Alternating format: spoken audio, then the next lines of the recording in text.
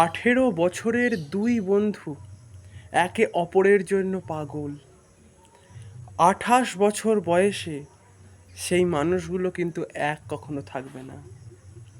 একটা বিষয় মনে রেখো, পরিবর্তনশীল জগতের প্রত্যেকটা মানুষই নিত্য পরিবর্তনশীল। আপনি নিজের দিকে আঙুল তুলে দেখুন, আপনি কি পরিবর্তনশীল নন?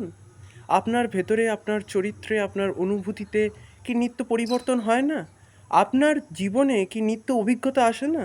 আর এই নিত্য অভিজ্ঞতা কি আপনার মনের ব্যাখ্যাগুলোকে পরিবর্তন করে না? তো মনের ব্যাখ্যা যখন পরিবর্তন করে, তো তখন আমাদের অ্যাকশনসগুলোও পরিবর্তিত হবে, এটাই তো স্বাভাবিক। কিন্তু আমরা কি করি, সেই 10 বছর আগে, 15 বছর আগে কোন মানুষের সঙ্গে মিট করেছিলাম, কোন মানুষের সঙ্গে পরিচয় করেছিলাম, এবং সেই মানুষটার কাছ থেকে বর্তমানে একই রকম ব্যবহারের আশা করি, যেটা সম্পূর্ণ ভুল।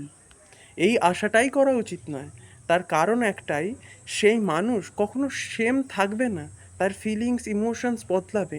আগে যে কথায় সে হাসতো, এখন সে হাসবে না।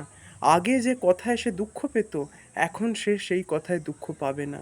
তার জীবন বদলেছে, সমস্ত আশপাশের মানুষজন বদলেছে, সব কিছু বদলে গেছে। ইভেন সেই মানুষটার পুরো শরীরের কোষগুলিও চেঞ্জ হয়ে গেছে, যদি আপনি বায়োলজিক্যালেরও দেখেন। তো তো সবচেয়ে বড় বিষয়, আপনাকে বুঝতে হবে যে মানুষ কখনো একরকম থাকে না। আর এই একরকম থাকে না বলে সেই মানুষগুলোর সঙ্গে পূর্বের স্মৃতি জুড়ে আবার নতুন করে যদি আপনি জুড়তে যান এবং তার কাছ থেকে একই ব্যবহার বহু ক্ষেত্রে আশা করেন, তাহলে হয়তো একই ব্যবহার তার কাছ থেকে নাও পেতে পারেন। তো সেই জন্য কারোর কাছ থেকে কোনো বিষয়ে আশা করবেন না, বেশি অ্যাটাচড হবেন না। যতক্ষণ যে আপনার সঙ্গে আছে ততক্ষণ তার সঙ্গে অধিষ্ঠান করুন, তার সঙ্গে চলাফেরা করুন। তার মানে এই নয় যে তার সঙ্গেই সমস্ত কিছু মানে শেয়ার করতে হবে, তার সঙ্গেই সব কিছু করতে হবে। থাকুন না। সবাইকে সবাইকে সুযোগ দিন যাতে তারা আপনার কাছে তাদের মনের বিষয় রিভিল করতে পারে। আপনাকে নিজের মনের কষ্টের কথা, দুঃখের কথা, যাতনার কথা এত বলতে গিয়ে দরকার নেই। কারণ সত্যি বলতে গেলে কি, এই পৃথিবীতে দুঃখ বলার লোকের কিন্তু অভাব নেই।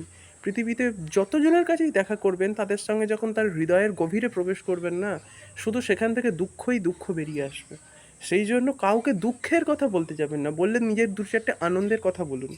দুঃখগুলো পড়ে থাক মনের কোনো এক কোণে, ওই মনের ঘরের কোনো এক কোণে দুঃখগুলো পড়ে থাক, আনন্দগুলো যেন দৃষ্ট হয়, এটা মনে রাখবেন।